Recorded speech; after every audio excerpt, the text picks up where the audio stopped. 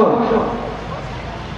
আর বিশেষভাবে বলছি যেসব ভাইরা মানবতা সেবা ফাউন্ডেশনে মাসিক দাতা হিসাবে যোগদান করতে চান, আমাদের স্টেজের বাম পাশে ফর্ম পূরণ করা হচ্ছে। আমাদের স্টেজের বাম পাশে ফর্ম পূরণ করা হচ্ছে। যেসব ভাইরা মাসিক দাতা হিসেবে আগ্রহী সেসব ভাইরা আমাদের ফর্ম পূরণ করুন। আল্লাহ রাব্বুল আলামিন আমাদেরকে আপনাদেরকে উত্তম জাযা দিবেন। সম্মানিত উপস্থিতি, এ পর্যায়ে আপনাদের সামনে বক্তব্য পেশ করবেন এপার বাংলা ওপার বাংলার হাদিসের বুলন্দ বিশ্ববরেণ্য খ্যাতি সম্পূর্ণ মুহাদ্দিস শায়েখ আব্দুর রাজ্জাক বিন ইউসুফ, প্রতিষ্ঠাতা পরিচালক আল জামিয়া সালাফিয়া রাজশাহী ও নারায়ণগঞ্জ। শায়েখ আব্দুর রাজ্জাক বিন ইউসুফকে তার মূল্যবান বক্তব্য পেশ করার জন্য সবিনয় নিবেদন জানাচ্ছি।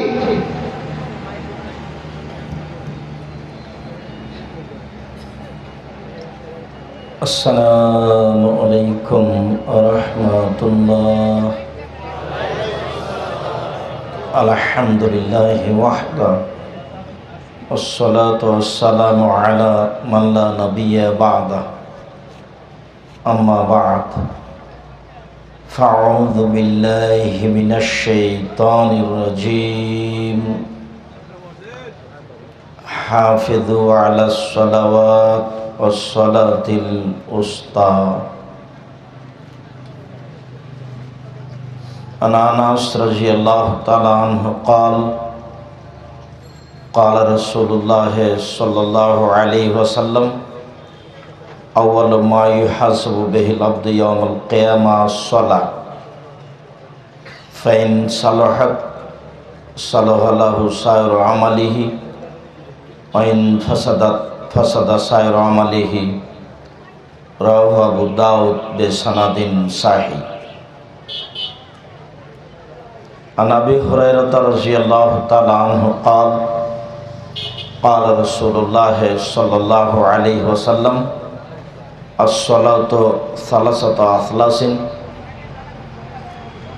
الطهور ثلث والركوع ثلث والسجود ثلث فمن أداها بحقها قبلت منه صلاته وقبل سائر عمله وإن ردت عليه صلاته رد عليه سائر عمله। রাহ নাসাই বিসানাদিন সাহি। সম্মানিত উপস্থিতি, প্রশংসা আল্লাহর জন্য, শান্তি অবতীর্ণ হোক আল্লাহর রাসূলের উপর সাল্লাল্লাহু আলাইহি ওয়াসাল্লাম। আজকের এই দিনী বৈঠকে সংক্ষিপ্ত সময়ে বক্তব্যের বিষয় সালাত, নামাজ। ইবাদতের জগতে সবচেয়ে গুরুত্বপূর্ণ, সবচেয়ে ব্যতিক্রম, ভিন্ন ধরনের ইবাদত হল সালাত। সালাত এমন একটি ইবাদত যার উপরে নির্ভর করে অন্যান্য ইবাদত। যদি আপনার সালাত কবুল হয় তাহলে বাকি ইবাদত বিচারের মাঠে কবুল হবে, নেকি পাওয়া যাবে। আর যদি সালাত কবুল না হয় তাহলে বাকি ইবাদত বাতিল বলে গণ্য হবে। আমরা বিভিন্ন দিনে অবগত হয়েছি যে ইবাদতের জগতে সবচেয়ে দামি ইবাদত সিয়াম, রোজা। কেননা তার বিনিময় আল্লাহ নিজে হাতে দিবেন। দুনিয়াতে এমন কোনো ইবাদত নেই যার বিনিময় আল্লাহ নিজে হাতে দিবেন সিয়াম, রোজা ছাড়া। হজ একটি দামি ইবাদত, এরপরেও আল্লাহ তার বিনিময় নিজে হাতে দিবেন না। রাসূল সাল্লাল্লাহু আলাইহি সাল্লাম বলেছেন, আল্লাহর ভয়ে এক ফোঁটা চোখের পানি সবচেয়ে প্রিয় পছন্দনীয় কাজ। রাসূল সাল্লাল্লাহু আলাইহি সাল্লাম বলেন, লা ইয়ালিজার রাজুলু আন্নারা বাকা মিন খাশিয়াতিল্লাহ হাত্তা ইয়ালিদাল লাবানু ফি দার'i। গাভীর বাঁট ওলাম থেকে দুধ বের করে ভিতরে ঢোকানো যায় না, যেমন আল্লাহর ভয়ে কাঁদে যে সে জাহান্নামে যাবে না তেমন। গাভীর বাঁট ওলান থেকে দুধ বের করে ভিতরে ঢোকানো যায় না যেমন, আল্লাহর ভয়ে কাঁদে যে সে জাহান্নামে যাবে না তেমন। অতীব গুরুত্বপূর্ণ ইবাদত আল্লাহর ভয়ে কেঁদে এক ফোঁটা চোখের পানি ঝরানো, এরপরেও নেকি আল্লাহ নিজে হাতে দিবেন না। নিজে হাতে দিবেন আল্লাহ নেকি। তার একটি ইবাদত পৃথিবীতে আছে, সে ইবাদতের নাম সিয়াম, রোজা থাকা। বৃহস্পতিবার সোমবার সিয়াম থাকুন। এই 2 দিনে সাপ্তাহিক রিপোর্ট আল্লাহর দরবারে পেশ করা হয়। আল্লাহর নবী বলেছেন, আমি ভালোবাসি, আমার মন চাই, আমাকে ভালো লাগে। এই ছেলে, তোমাদের প্রয়োজন যদি থাকে এখন মেটাতে হবে না, এখন কোনো প্রয়োজন মেটানোর কাজ গ্রহণ হবে না। অনেক দিন থেকে আপনাদের এখানে প্রচার হচ্ছে, অনেকেই বাড়িতে শুয়ে আছেন। কেন আছেন আমি জানি না। আপনি বাড়িতে থেকে কি দেখাতে চাচ্ছেন, কি বা করেন আপনি? আপনি স্ত্রী সপরিবারে সবাই জানছেন যে একটা দিনই বৈঠকের ব্যবস্থা করা হয়েছে। আল্লাহর কসম, আমি আমার বক্তৃতার জগতে অপ্রয়োজনীয় কথা বলি না, বলার চেষ্টা করি না। আমি আপনার জন্য এসেছি। আপনি বাড়িতে থেকে আমাকে কি দেখাতে চাচ্ছেন? এটার আপনার ভিত্তি কি? বা এখানে এসে আপোষে গল্প করে আপনি আমাকে কি দেখাতে চাচ্ছেন? দয়া করে যে যেখানে আছেন দোকানপাট বন্ধ করে, চলাচল বন্ধ করে, লেনদেন ক্রয় বিক্রয় বন্ধ করে কিছুক্ষণ অপেক্ষা করুন। আপনার আমি কিছু না কিছু উপকার করবই করব ইনশাল্লাহ। আপনার সাথে আমি ওয়াদাবদ্ধ, ইনশাল্লাহ আপনার আমি কিছু উপকার করবই করব ইনশাল্লাহ।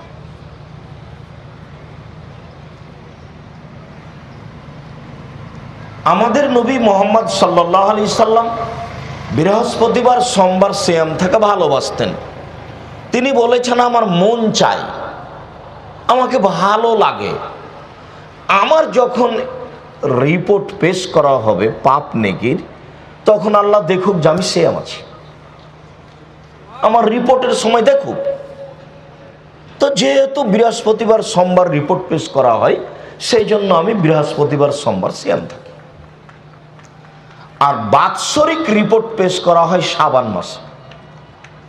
তো তার জানা ছিল না সেদিন কোন দিন, তখন শাবান মাসে তিনি বেশি বেশি সিয়াম থাকতেন রিপোর্ট ধরার জন্য। যদিও আমার মাঝাবি ভাইরা কিভাবে কিভাবে জেনে নিয়েছেন সেদিন 15ই শাবান, এর প্রমাণে কোনো দলিল পেশ করা যায় না। বাৎসরিক রিপোর্ট ধরতে হলে শাবান মাসে বেশি বেশি সিয়াম পালন করতে হবে, এটাই ঠিক। যেহেতু আমাদের নবী মুহাম্মদ সাল্লাল্লাহু আলাইহি সাল্লাম শাবান মাসে রিপোর্ট ধরার জন্য বেশি বেশি সিয়াম পালন করেছেন। ইবাদতের জগতে সিয়াম যত দামি ইবাদত হোক না কেন, যদি আপনার নামাজ সালাত না থাকে তাহলে সিয়ামের ইবাদত কেটে দেওয়া হবে, এটা বাতিল। ইবাদতের জগতে ব্যতিক্রম বিরল ভিন্ন ধরনের ইবাদত হলো সালাত। যে ইবাদতের কাছে, ইবাদতের জগতে কোনো ইবাদত ধারে কাছে যেতে পারবে না, এটা নাই তো আর কিছুই নাই। অনেক দিনই বলেছি আপনাদেরকে আমি, ইবাদতের জগতে সবচেয়ে শক্তিশালী ক্ষমতাধর পাওয়ারফুল ইবাদত হলো দান। যতক্ষণ পর্যন্ত আপনার বিচারের মাঠে বিচার না হচ্ছে, ততক্ষণ পর্যন্ত দান আপনাকে ছায়া করে থাকবে বিচারের মাঠে। অথচ সিয়াম এভাবে আসবে না, অথচ হজ এভাবে আসবে না, অথচ জিকির আজকার তাসবিহ তাহলিল সুবহানাল্লাহ আলহামদুলিল্লাহ এভাবে আসবে না। আসবে দান। দান যতই শক্তিশালী ইবাদত হোক, যদি আপনার বিচারের মাঠে সলাত না থাকে তাহলে দান বাতিল বলে গণ্য হবে। আমি বলিনি এই কথা, মুহাম্মদ সাল্লাল্লাহু আলাইহি সাল্লাম বলেছেন। এক ফোঁটা চোখের পানি আল্লাহর কাছে সবচেয়ে বেশি প্রিয় ইবাদত, এর তুলনায় কোনো বেশি প্রিয় ইবাদত নেই। দিনরাত কান্নাকাটি করছেন, চোখের পানি ঝরছে আল্লাহর ভয়ে, কিন্তু আপনার সলাত কবুল হয়নি, সলাত নেই, তখন এই কান্নাকাটি ইবাদতের নেকি বাতিল বলে গণ্য হবে, যা রাসূল সাল্লাল্লাহু আলাইহি সাল্লাম বলেছেন। মর্মে সকল দিনই ভাই বোনকে সলাত আদায় করতে হবে জরুরি ভিত্তিতে। মর্মে আমরা সলাতের উপরে কিছু কথা বলতে চাচ্ছি। আবু হুরায়রা রাদিয়াল্লাহু তাআলা আনহু বলেন, রাসূল সাল্লাল্লাহু আলাইহি ওয়াসাল্লাম বলেছেন, আউয়ালু মা ইউহাসাবু বিল আবদি ইয়াউমাল কিয়ামাহ সালাহ। বিচারের মাঠে মানুষের যেটা প্রথম জিজ্ঞাসা হবে সেটা হলো সালাত। মানুষ হজ করবে তার জিজ্ঞাসা, মানুষ দান খেরাত করবে তার জিজ্ঞাসা, মানুষ অন্যায় অবিচার করবে তার জিজ্ঞাসা, জোর করে অর্থ সম্পদ লুটে নিবে, জমি জায়গা দখল করবে তার জিজ্ঞাসা। সর্বপ্রথম যেটা জিজ্ঞাসা হবে সেটা হলো সালাত। ফাইন সালাহাত সালাহাল্লাহু সায়রা আমালিহি, যদি তার সালাত টিকে যায় সব ইবাদত টিকে যাবে, পেয়ে যাবে। ওয়াইন ফাসাদাত, সালাত যদি বাতিল হয়, ফাসাদা সায়রা আমালিহি, তাহলে তার সব আমল বাতিল হবে, কোনো আমল সে দেখতে পাবে না, তার খাতায় থাকবে না। এ কথা মুহাম্মদ সাল্লাল্লাহু আলাইহি সাল্লাম বলেন। আনাস রাদিয়াল্লাহু তাআলা আনহু বলেন, রাসূল সাল্লাল্লাহু আলাইহি ওয়াসাল্লাম বলেছেন, আস-সালাতু সালাসাতু আফলাসিন, সালাত তিন ভাগে বিভক্ত। আর তাহুরু সুলুসুন, ওযু হলো তিন ভাগের এক ভাগ। ও রুকু সুলুসুন, রুকু হলো তিন ভাগের এক ভাগ। ও সুজুদ সুলুসুন, সিজদা হলো তিন ভাগের এক ভাগ। ফামান আদাহা বিহাক্কিহা, কেউ যদি এইগুলি ঠিক ঠিক আদায় করে, ওযু ঠিক মতো করে, রুকু ঠিক মতো করে, সিজদা ঠিক মতো করে, কবিলাত সলাতহু ও কবিলা সায়রা আমালিহি, তাহলে তার সলাত কবুল করা হবে, তার সব ইবাদত কবুল করা হবে। ওয়াইন রুদ্দাত আলাইহি সলাতহু, আর যদি সলাত তার কাছে প্রত্যাখ্যান করা হয়, রুদ্দাত আলাইহি সায়রা আমালিহি, তাহলে তার সব আমল বাতিল বলে গণ্য হবে, সব প্রত্যাখ্যান করা হবে, কোনো ইবাদত কবুল হবে না। এ কথা মুহাম্মদ সাল্লাল্লাহু আলাইহি সাল্লাম বলেন। সম্মানিত দিনী ভাই বোন, আমরা আপনাদেরকে আন্তরিকভাবে জোরালো অনুরোধ জানাচ্ছি যে মানুষের জীবনে সবচেয়ে গুরুত্বপূর্ণ কাজ হলো সালাত, নামাজ। মানুষের জীবনে এর চেয়ে কোনো গুরুত্বপূর্ণ কাজ পৃথিবীতে নেই। সেটা বাপ মায়ের সেবা হোক, সেটা কোরআন তেলাওয়াত হোক, সেটা তাসবিহ তাহলিল হোক, সেটা জিকির আজকার হোক, সেটা হজ করা হোক, সেটা দান খেরাত হোক, সেটা মানুষের সেবা করা হোক, পৃথিবীতে এমন কোনো ইবাদত নেই যেটা সালাতের মতো হতে পারে। সালাত এক আশ্চর্য বিরল ভিন্ন ধরনের ইবাদত, যার তুলনা পৃথিবীতে নেই। এটা আছে তো বাকি ইবাদত আছে, এইটা নেই তো কিছুই নেই। সালাত আজকের আলোচনায় সংক্ষিপ্ত বিবরণে সালাতের ফজিলত না বলে সালাত আরম্ভ হওয়ার সূচনা। সালাত আরম্ভ করতে হলে ওযু করতে হয়, ওযু করতে গেলে পেশাব পায়খানার প্রয়োজন হয়। পেশাব পায়খানায় যাবেন, ঢোকার সময়তে বা পেশাব পায়খানায় ঢুকে, টয়লেটে ঢুকে বসার সময় বলবেন। ঢুকলেই দোয়া পড়া যাবে না এ কথা নয়, কিন্তু যখন পেশাব পায়খানা আরম্ভ হয়েছে তখন দোয়া পড়া যাবে না, এটা হলো কথা। ঢুকে গেছেন আর বলা যাবে না, এটা নয়। আল্লাহুম্মা ইন্নী আউযু বিকা মিনাল খুবুসি ওয়াল খাবায়েস, নিশ্চয় আমি অপবিত্র জিন জিন্নি থেকে তোমার কাছে আশ্রয় চাচ্ছি, শয়তান থেকে তোমার কাছে আশ্রয় চাচ্ছি। টয়লেট, পেশাবখানা, পায়খানা হলো জিন থাকার জায়গা, শয়তান সেখানে থাকে। রাসূল সাল্লাল্লাহু আলাইহি সাল্লাম বলেন, কেউ যদি এই দুয়ার পূর্বে বিসমিল্লাহ বলে, বিসমিল্লাহি আল্লাহুম্মা ইন্নী আউযু বিকা মিনাল খুবুসি ওয়াল খাবায়েস, তাহলে শয়তান তার লজ্জা স্থান দেখতে পাবে না, ক্ষতিও করতে পারবে না। আর যদি বিসমিল্লাহ ছেড়ে বলেন, তাহলে লজ্জা স্থান দেখতে পাবে কিন্তু ক্ষতি করতে পারবে না। আমি আল্লাহকে বলেছি, ওর ক্ষমতা বন্ধ হয়ে গেছে। আল্লাহ নবী বলেছেন, বিসমিল্লাহ বলে যে দরজায় দরজা নাই, যে বাড়ির বাহির দরজা নেই, সেই বাড়ির দরজায় যদি বিসমিল্লাহ বলে একটা কাঠখড়ি, একটা টুকরা কিছু বিসমিল্লাহ বলে রেখে দেয়, তাহলে সকাল পর্যন্ত এই দরজা দিয়ে শয়তান ঢুকতে পারবে না। এ কথা মুহাম্মদ সাল্লাল্লাহু আলাইহি সাল্লাম বলেন, হাদিস বুখারী মুসলিম। এর কোনো ক্ষমতা নেই, বিকলাঙ্গ নীতি। দোয়া পড়বেন বিসমিল্লাহ বলে, অন্ধ হয়ে যাবে, আপনাকে দেখতে পাবে না, ক্ষমতা খর্ব হয়ে গেছে।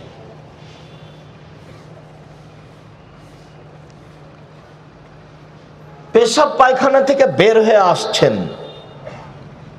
পবিত্রতার বিবরণ আমরা লকডাউনকে লক্ষ্য করে দীর্ঘদিন ধরে পবিত্রতার বিবরণ দিয়েছি। আসলে করোনা ভাইরাস যদি জীবাণু হয়, তাহলে মাস্ক পরে এটা ঠেকানো যাবে কি না? ধর্মের, ইসলামের পবিত্রতা এক অবাক পবিত্রতা, আশ্চর্য। ঘুম থেকে উঠে আপনি হাতটা পানিতে ডুবাতে পাবেন না। ঘুম থেকে হাতটা আগে ভালো করে পরিষ্কার করে ধুইতে হবে, কবজি পর্যন্ত। কি হয়েছে যে আমি আগে ধুইব, ব্যাপারটা কি? এরপরে আপনি অজু শুরু করলেন, তখন আপনি কবজি পর্যন্ত 3 বার ধুইবেন। তার মানে কবজি পর্যন্ত 3 বার ধৌত না করলে এই হাতটা মুখে পানি দেওয়ার উপযুক্ত হয়নি। একটু পরে তো কোণে পর্যন্ত ধোবই, তখন ধুইলে হাত ধোয়া পড়বে না, কবজি ধোয়া পড়বে না। যখন আমি কোণে পর্যন্ত হাত ধৌত করব, তখন কবজি পর্যন্ত ধোয়া পড়বে কি না? তা আগেই কবজি পর্যন্ত ধুইলাম কেন? তাহলে ধর্মে কোনো বেকার কাজ করা হয় নাকি? তার মানে কবজি পর্যন্ত ধুইলে এ হাত দিয়ে এখন পানি মুখে দেওয়া যাবে, হাত এখন উপযুক্ত হয়েছে।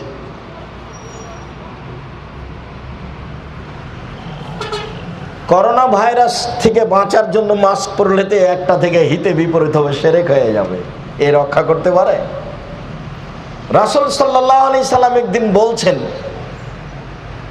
লা ইউদি শাইউন শায়া, কোনো কিছু কোনো কিছুকে অতিক্রম করতে পারে না। লা ইউদি শাইউন শায়া, রোগ জীবাণু একজনের কাছ থেকে আরেকজনের কাছে যেতে পারে না। লা ইউদি শাইউন শায়া, রোগ জীবাণু একজনের কাছ থেকে আরেকজনের কাছে যেতে পারে না। তখন একজন পল্লীর মানুষ দাঁড়ায় বলছে, জি যাই। একটা উটকে চুলকানি ঘাও হলে বাকি সব উটকে হয়ে যায়। তখন আল্লাহ রাসূল বলেন, এই মানাজরা বালাওয়ালা, প্রথমটাকে কিভাবে হলো বলো? একটা থেকে যে আরেকটা চলে যায়, তো প্রথমটা কিভাবে হলো? তো সাহাবে আর কিছু বলছেন না। তখন রাসূল সাল্লাল্লাহু আলাইহি সাল্লাম বলছেন, শোনো, ইন্নাল্লাহা খালাকাল খালকা, ইন্নাল্লাহা খালাকা কুল্লা নাফসিন ওয়া কাতাবা হায়াতাহা ওয়া মাউতাহা ওয়া রিজকাহা ওয়া মাসায়েবাহা। আল্লাহ প্রত্যেকটা প্রাণীকে সৃষ্টি করেছেন। সৃষ্টি করার সময় তার মরণ, তার জীবন, তার রুজি, তার বিপদ আপদ, রোগ ব্যাধি লিখে দিয়েছেন। সেই দিন যদি আপনার করোনা লিখা থাকে, আর আজকে যদি আপনি পাথরের মধ্যে ঢুকে থাকেন, করোনা ভাইরাস আপনাকে ধরবেই। হাদিস যেভাবে এসেছে, আমি আব্দুর রাজ্জাক বিন ইউসুফ ওইভাবে বিশ্বাস করে আছি। আপনাকে করোনা ভাইরাস ধরেছে, আমি আব্দুর রাজ্জাক বিন ইউসুফ আপনার গাটা আমি সারাদিন বলাতে পারি, আপনি বাস্তব দেখতে পারেন। আল্লাহে আল্লাহর কসম, আল্লাহে আল্লাহর কসম, আল্লাহে আল্লাহর কসম, আপনার গায়ে হাত বোলাতে গিয়ে যদি করোনা আমাকে ধরে, আমি বলবো না আপনার কারণে হয়েছে, আমি বলবো সেদিন লিখা ছিল এই জন্য হয়েছে। মাস্ক সব সময় পরেন, সলাতে মাস্ক পরতে গেলেন কেন? সলাতে তো মাস্ক পরা নিষেধ। নাহা রাসূলুল্লাহ সাল্লাল্লাহু আলাইহি সাদলে ওয়া ইউগাত্তির রাজুলু ফাহু, রাসূল সাল্লাল্লাহু আলাইহি সাল্লাম টাকনুর নিচে কাপড় ঝুলিয়ে পড়তে নিষেধ করেছেন এবং সলাতের মধ্যে মুখ ঢাকতে নিষেধ করেছেন। করোনাতে আপনি মরে যান তবুও ভালো, মরতে তো হবে একদিনে, দুদিনে আগেই হলে তাতে কি আছে? ওরা আমি 5 পয়সা দাম দিনে, একবারে 0 দাম দিনে, ওরা আমার কাছে সরিষা পরিমাণ দাম নেই। ওটা আমি কোনো সময় ভাবি না।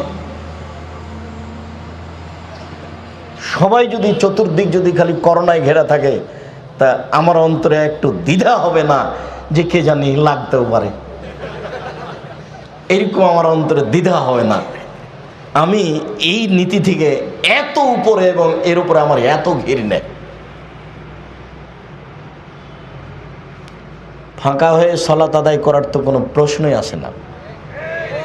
আর আমি তো বক্তব্যে কঠোরভাবে বলেছি যে রাসূল সাল্লাল্লাহু আলাইহি সাল্লাম বলছেন, মান সাদ্দা ফুরজাতান বানাল্লাহু লাহু বাইতান ফিল জান্নাহ, কে যদি 2 জনের ফাঁকা বন্ধ করে আল্লাহ তার জন্য জান্নাতে ঘর বানাবেন।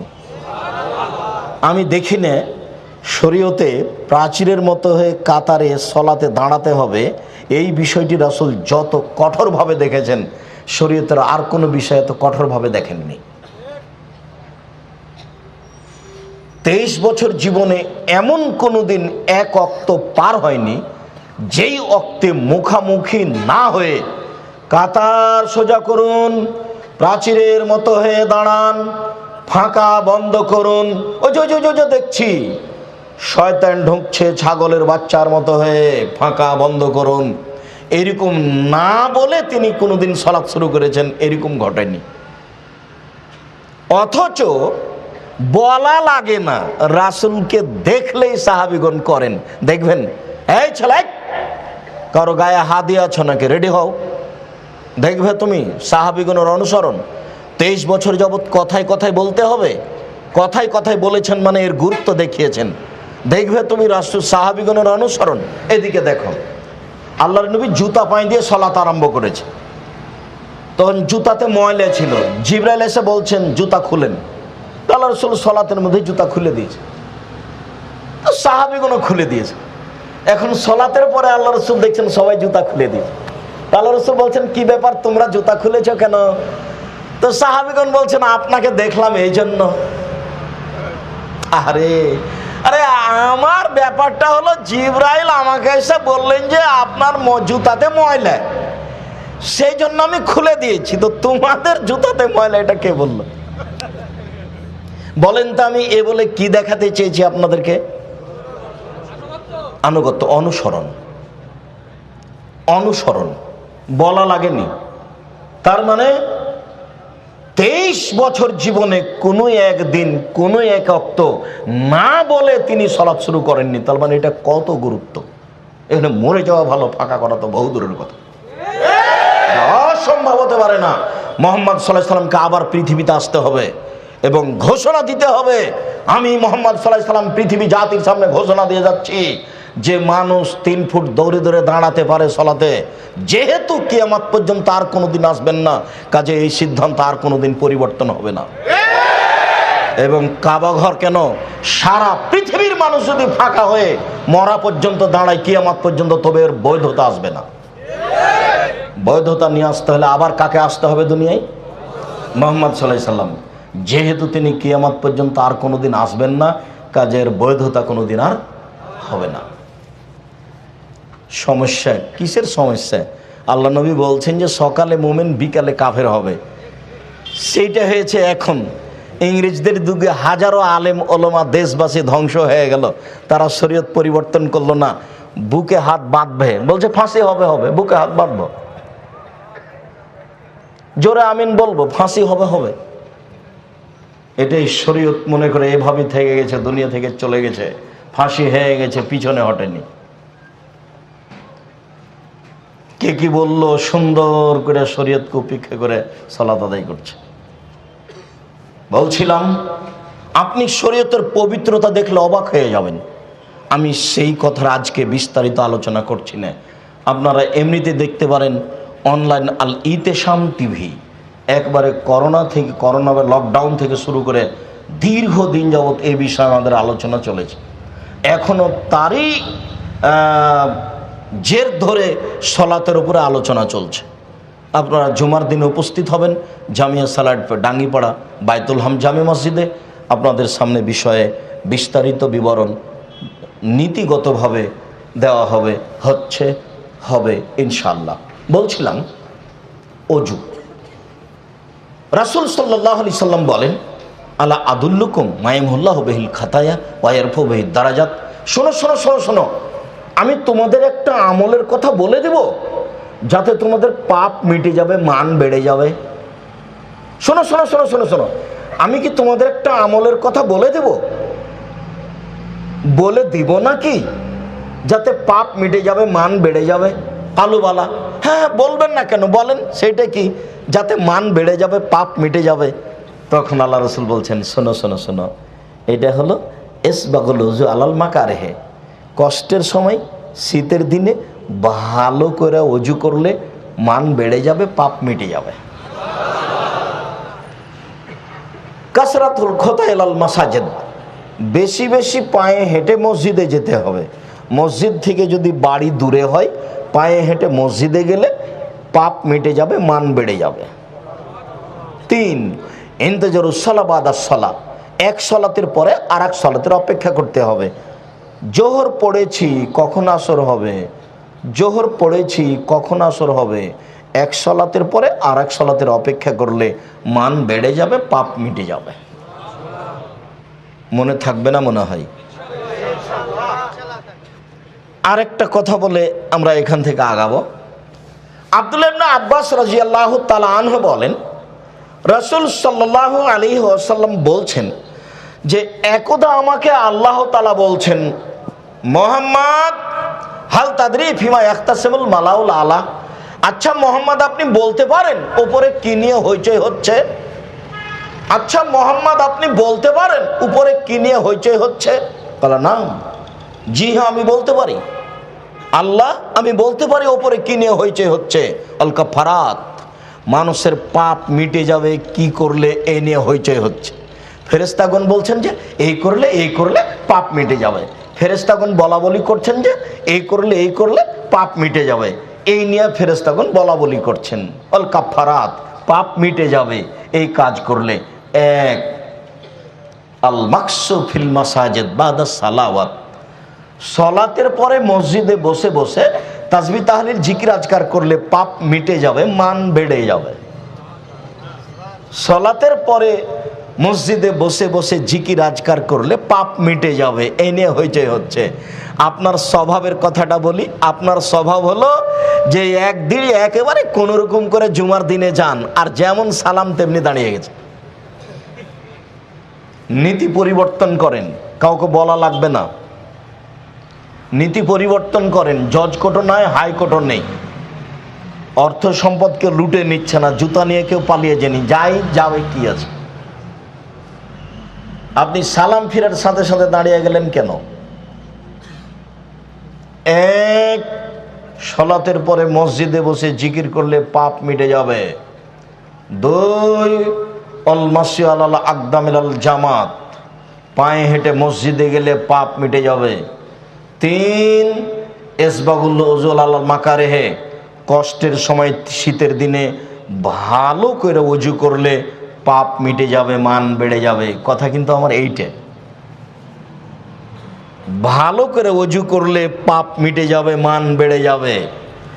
এইবার ওযু 1 মিনিট দেখাচ্ছি ভালো করে, তার আগে আপনাকে দেখাই ওযু শেষে ওমর রাদিয়াল্লাহু তাআলা আনহু বলেন, রাসূল সাল্লাল্লাহু আলাইহি ওয়াসাল্লাম বলেছেন, মাইয়াকুল বাদাল ওযু, কেউ যদি ওযুর পরে বলে আশহাদু আল্লা ইলাহা ইল্লাল্লাহু ওয়াহদাহু লা শারীকা লাহু ওয়া আশহাদু আন্না মুহাম্মাদান আবদুহু রাসূলুহু, তাহলে তার জান্নাতের সবটি দরজা খুলে দেওয়া হবে।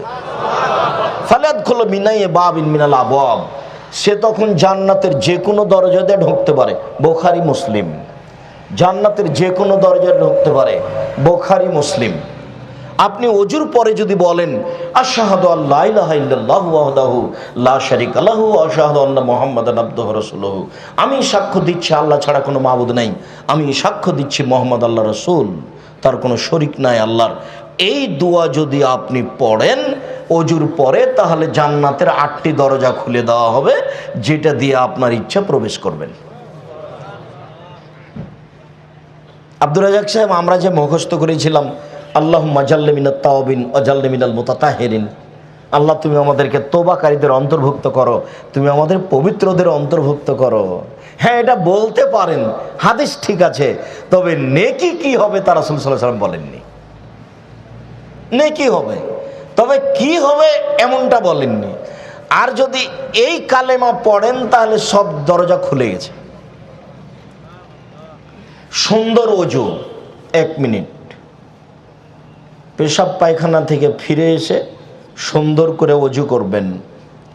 আয়েশা রাদিয়াল্লাহু তাআলা আনহা বলেন, কানাত ইয়াদুল ইয়ুমনা লিতামিহি ওয়া লিতাহুরিহি, রাসূলের ডান হাতটা ছিল ওযুর জন্য আর খাদ্য পানির জন্য। ইয়াদুহুল ইসরা লিখালাইহি ওয়া মা কানা মিন আদা, বাম হাতটা পেশাব পায়খানার জন্য আর অপবিত্র খারাপ কিছুর জন্য। ভুলেও কোনোদিন বাম হাতে চা পান করবেন না। আর কেউ যদি বাম হাতে চা পান করে তাহলে তাকে ঠেকাবেন, ছি ছি ছি ছি ছি ছি ছি ছি, নাউযুবিল্লাহ, শয়তান খায় বাম হাতে। কে খায়? শয়তান খায়। রাসূল সাল্লাল্লাহু আলাইহি ওয়াসাল্লাম বলছেন, লা ইয়াকুলান্না আহাদুকুম বিশিমালিহি ওয়া লা ইয়াশরাবান্না বিহা, অবশ্যই অবশ্যই তোমাদের কেউ যেন বাম হাতে না খায়, বাম হাতে পান না করে, কেননা শয়তান বাম হাতে খায়, শয়তান বাম হাতে পান করে। বলেও কোনো সময় বাম হাতে কোনো কিছু খাবেন না। সিগারেটটা ধরে আছে বাম হাতে, সিগারেট এমনিতেই হারাম, এটা আরো হারাম হয়ে গেল।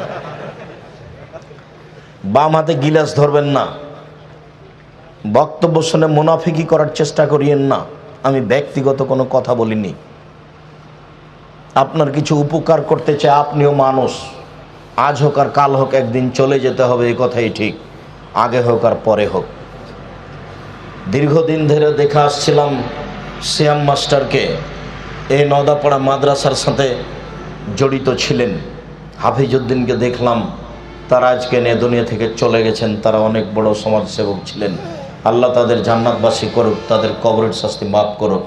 এলাকা থেকে যারা চলে গেছে তাদেরকে আল্লাহ জান্নাতবাসী করুক, তাদের কবরের শাস্তি মাফ করুক।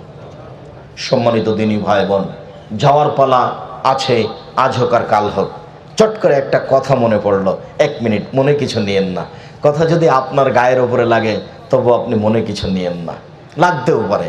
যখন আমি এখানে বাসা করি, যখন লেবার মিস্ত্রি কাজ আরম্ভ করেছে, তখন পাড়ার ছেলেরা গিয়ে হাতুড় দিয়ে কয়েকজনকে মেরে তাড়িয়ে দিয়েছে। কি না, তো 50,000, 2 লক্ষ টাকা লাগবে। তো সাহাদাত শাহর কাছে বিচার দেওয়া হলো। তো উনি বললেন ঠিক আছে, বিচার করে দেবো। তো গেলাম আমি, তো আরও লোকজন আছে। একটা লোক স্বাধীন নামে, ওই পাড়ার স্বাধীন তার নাম, তো খুব জোরে চিল্লাচিল্লি করছে, বলছে যে হ্যাঁ আপনি যারা কাজ করবে তাদেরকে বলে লেবার মিস্ত্রি নেননি, এরকম কিছু বলছেন। তো অনেক লোকজন আছে। তো ইতিমধ্যে মুকসেদ মণ্ডল লাভ দিয়ে উঠে বলছেন, এই তোর কিসের বিচার রে, যা, এখানে কোনো বিচার নেই। তো সাহাদাত হোসেন সাহু তার মুখের উপরে কিছুই বললেন না, একেবারে কিছুই না, চুপ হয়ে থেকে গেলেন। বৈঠক ভেঙে গেল, সবাই চলে গেল। আমাকে বলে পাঠানো হলো যে ওনাকে কাজ করতে বলবেন, কোনো সমস্যা নেই। ঠিকই পরের দিন লেবার মিস্ত্রি কাজ করছে, কোনো সমস্যা নেই। তো মুকসেদ মণ্ডল নেই, এটা হলো মূল কথা। চলে গেছেন, যাওয়ার পালা আছেই, আজ হোক আর কাল হোক। কাজেই কথাকে উপেক্ষা করে কোনো লাভ নেই। কথাকে উপেক্ষা করে করবেন কি? কি হবে এমন? কিছুই না। ভুলেও কোনোদিন বাম হাতে খাদ্য পানি ব্যবহার করবেন না।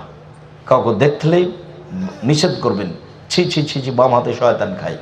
ও কষ্ট পায়, তাকে তিতা লাগুক আর মিঠা লাগুক, তাতে আসে যায় না। বিমানবন্দরে ঢুকে বসে আছি, তো একটা লোক এসে বলছে, চট করে সালাম দিয়ে কথা বলছেন, কথা একটু নরম করে বললে হয় না? আমি বলছি যে আমি তো নরম করে বলতে পারি না, নরম করে বলি না, তার ফলাফল ভালো নয়, এই জন্য। তো বলছেন যে নরম করে বললেও তো হয়। তখন আমি বললাম যে আল্লাহ মাফ করুক, এখন বিমানবন্দরে যে লোকগুলো বসে আছে, যদি জরিপ করা হয় যে কার কথা মেনে চলে মানুষ বেশি, আমি যদি প্রথম না হয় আমি জাতির সামনে কথা বলবো না। আপনি তখন চট করে বলছে আমিও আপনার কথা মেনে চলি। তো অনেক দিন থেকে ভাবছিলাম কোনোদিন দেখা হলে বলবো যে একটু নরম করে বললেও তো হয়। নরম করে বললে হবে না, বক্তব্যের গতি এটা নয়। এই যা খাতাবা, যখন আল্লাহ রাসূল বক্তব্য দিতেন, অহমারা তাই না হো, তার দুই চোখ লাল হয়ে যেত, ওয়াস্তাদা গাজাবহু, তার রাগ বেশি হয়ে যেত, ওয়ালা সাউতুহু, তার কণ্ঠ উঁচু হয়ে যেত, কান মনোজোরা যায়, যেন তিনি সৈন্য দলকে ধমক দেখাচ্ছেন, এই করতে হবে সেই করতে হবে। এটা ছিল তার বক্তব্যের গতি। যেখান দিয়ে যাবে কেটে ছিঁড়ে চলে যাবে, 20 বছর পরে যেন মনে থাকে। তার নাম বক্তব্য। সে পক্ষে থেকে আর বিপক্ষে থাকে। সে বিপক্ষে থেকে তো বুঝেছে, বিপক্ষে আছে মানে কথাও বুঝেছে। আপনি কথা উল্টে ধরলে আমার আসে যায় না, আমি ওই হিসাব করি না। মক্কা মদিনায় যদি কিয়ামত পর্যন্ত মানুষ ফাঁকা হয়ে দাঁড়ায়, তবু আমি আব্দুর রাজ্জাক বিন ইউসুফ আমার হায়াতের বৈধতার ফতোয়া দেব না। সারা দুনিয়া তো বহুদূরের কথা। এবং আমি তখন কোরআন হাদিস আমার সাথে থাকবে না এই কথা আমি বলবো না। আমি বলবো আমার সাথে কোরআন হাদিস আছে, এই কথা আমি বলবো। আমি তো কোনো বিপদেই পড়িনি। বিপদে পড়লেই ভুল পথে যাব এরকম অনুমোদন আছে কি না, বিপদেই পড়লাম না তার আগে শরীয়তের সঙ্গে এত কিছু আচরণ। ধর্ম পাগল হয়ে গেছে। ধর্ম রাজশাহী চাঁপাইনবাবগঞ্জের হাওয়াই লাড্ডু, দোনো হাত মে লাড্ডু হয়ে চায় উসকো খালে। ধর্ম পাগল হয়ে গেছে। মোহাম্মদ সাল্লাল্লাহু আলাইহি সাল্লামের নীতি কি উপেক্ষা করে মানুষ ধর্ম দেখাচ্ছে। শুনুন সম্মানিত দিনী ভাই বোন, ভুলেও কোনোদিন খাওয়ার জন্য, পবিত্রতার জন্য বাম হাত ব্যবহার করবেন না।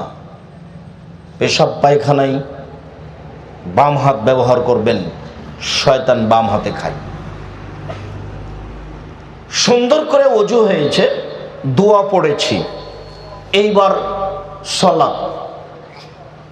ওই দিকের আলোচনাটা লম্বা করলাম না, এইখানে একটু আলোচনা করে যাব। সেই জন্য আল্লাহু আকবার বলে সালাতে দাঁড়াতে হবে। আবু হুরায়রা রাদিয়াল্লাহু তাআলা আনহু বলেন, কানা নবী সাল্লাল্লাহু আলাইহি সাল্লাম ইফতাতিহু ইসকুতু বাদা তাকবীরে বাইনা তাকবীরে ওয়া বাইনাল কিরাতে ইসকাতাতান। আল্লাহ রাসূল আল্লাহু আকবার বলার পরে কিছুক্ষণ থেমে থাকতেন। আল্লাহু আকবার বলার পরে কিছুক্ষণ থেমে থাকতেন। তো আমি বললাম, আল্লাহর নবী, আমার পিতামাতা আপনার জন্য উৎসর্গ হোক, আপনি থেমে চুপ থেকে কি বলেন? আপনি যে চুপ থাকেন তো আপনি কি বলেন? তখন আল্লাহ রাসূল বলছেন, আকুলো, আমি বলি, আল্লাহুম্মা বা'id বাইনি ওয়া বাইনা খাতায়ায়া কামা বা'adta বাইনাল মাশরিক ওয়াল মাগরিব। হে আল্লাহ, তুমি আমাকে আর আমার পাপকে অত দূরত্বে করে দাও। আমার মাঝে আর আমার পাপের মাঝে এত দূরত্ব করো, পূর্ব এবং পশ্চিম একটা থেকে আর একটা যত দূরত্বে রয়েছে, মানে পাপ যেন আমার ধারে কাছে না আসে। আল্লাহ নাক্কিনি মিনাল খাতায়া কামা ইউনাক্কাল সাবুল আবিজ মিনাদ দানাস।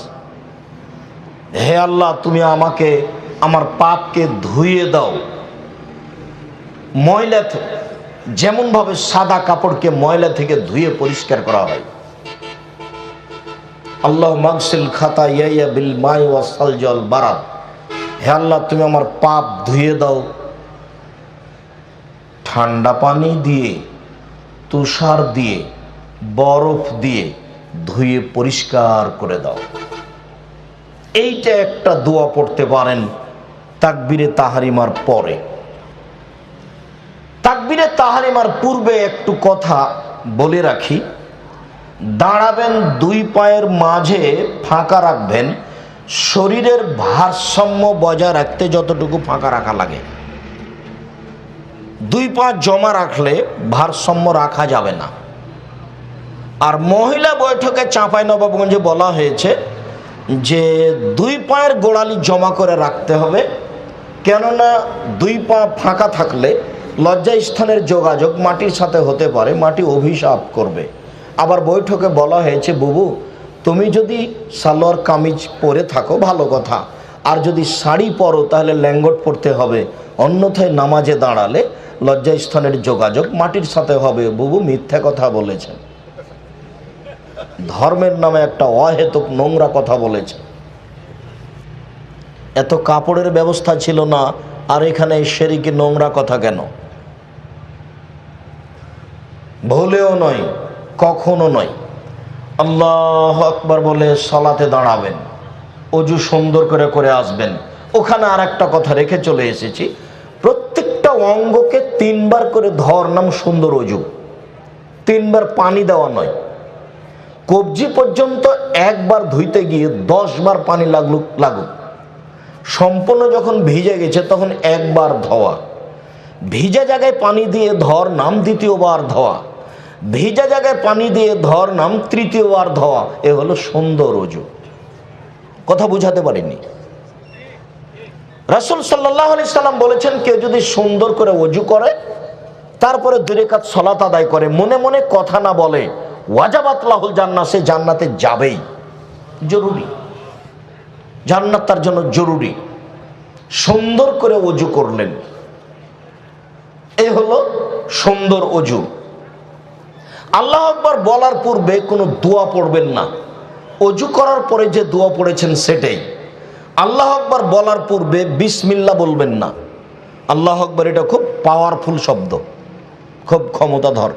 আল্লাহু আকবার, এর পূর্বে বিসমিল্লাহির রহমানির রহিম, আল্লাহু আকবার জিনা। অজু করার সময় বিসমিল্লাহ বলবেন। যদি অজুর সময় বিসমিল্লাহ না বলেন তাহলে অজু হবে না, এই কথা রাসূল সাল্লাল্লাহু আলাইহি সাল্লাম বলেন। অজু করার পরে মহিলাদের মাথা থেকে কাপড় পড়ে গেলে অজু ভেঙে যাবে, কথা মিথ্যে। অজু করার পরে নখ কাটলে অজু ভেঙে যাবে, কথা মিথ্যে। অজু করার পরে বাচ্চাকে দুধ খাওয়ালে অজু ভেঙে যাবে, কথা মিথ্যে। অজু করার পরে কুকুর ছুঁয়ে নিলে অজু ভেঙে যাবে, কথা মিথ্যে। অজু করার পরে অজু ভেঙে যায় না। কি করলে অজু ভাঙে? পেশাব করলে, কি করলে পায়খানা করলে, কি করলে বায়ু আসলে, কি করলে ঘুমিয়ে গেলে, কি করলে উটের গোস্ত খেলে। এছাড়া ঘেরা গোসলখানায় পরনে কাপড় নেই, খালি গায়ে গোসল করছেন, এরপর অজু ভেঙে যাবে না। লজ্জা স্থানে যদি হাত পড়ে অজু করা গোসল করার সময়, তাহলেও কি অজু ভাঙবে না? জিনা ভাঙবে না, পুরুষ নারীর কারও ভাঙবে না। কেউ যদি উত্তেজিত অবস্থায়, যৌন উত্তেজিত অবস্থায় পুরুষ বা নারী যদি এই বিশেষ অঙ্গে হাত লাগায় তাহলে অজু ভেঙে যাবে। তাছাড়া অজু ভাঙবে না, স্বাভাবিক গোসলে অজু ভাঙবে না। একাধিক সহিহ হাদিস আমরা সময়ে পেশ করেছি। অজুর ব্যাপারে গুরুত্বপূর্ণ কথা থেকে গেল। আল্লাহু আকবার বলে সালাত আরম্ভ করবেন, তবে হাত উঠাবেন কাঁধ পর্যন্ত। কিছু হাদিসে এসেছে কাঁধ সামনাসামনি, কিছু হাদিসে এসেছে কানের লতি সামনাসামনি, কিছু হাদিসে এসেছে কান সামনাসামনি। তাহলে কান সামনাসামনি, কানের লতি সামনাসামনি, কাঁধ সামনাসামনি। সবচেয়ে উপরে গেল কান, তারপরে কানের লতি একটু নেমে আসলো, তারপরে কাঁধ সামনাসামনি আর একটু নামলো, আল্লাহ আকবর বলে এরকম করবেন না, আল্লাহ আকবর আল্লাহ আকবর এরকম করবেন না। বুঝাতে পারিনি? এই মাপে সুন্দর করে হাত উঠাবেন, আল্লাহ আকবর। তারপরে বুখারী মুসলিমের হাদিস, কান নাস ইমারুনা আইয়াজার রাজুলু এদাহুল ইমনা আলা জিরাহিল ইসরা।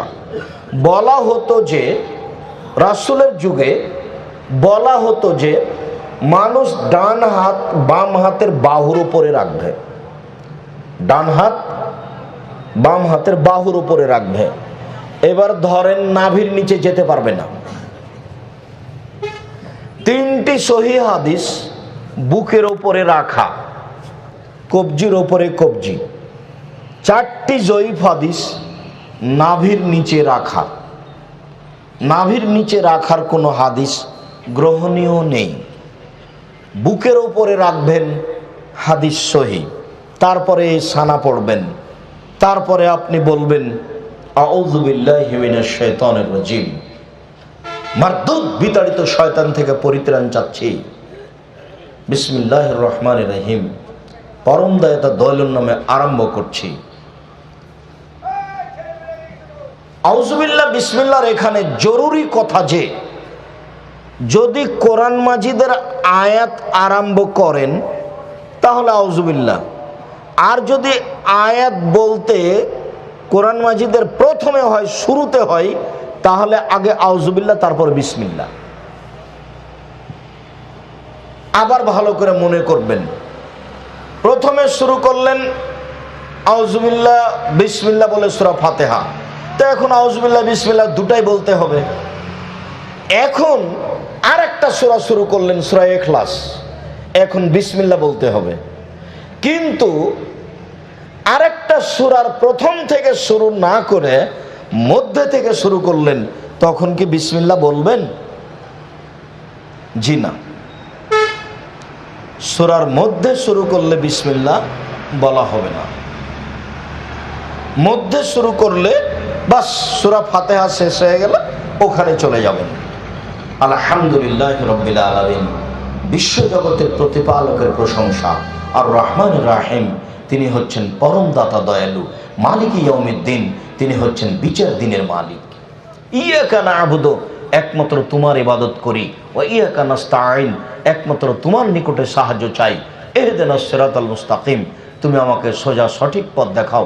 সিরাতাল্লাযীনা আন'আমতা আলাইহিম, ওই পথ দেখাবে যে পথের উপরে তুমি দয়া করেছো। ওদের পথ তুমি দেখাও যাদের প্রতি অনুগ্রহ করেছো। গায়রিল মাগযুবি আলাইহিম ওয়ালাদ-দাল্লিন, ওদের পথ দেখায়ও না যারা ভ্রান্ত। যাদের প্রতি তুমি অভিশাপ করেছো ওদের পথ তুমি দেখায়ও না। আমিন।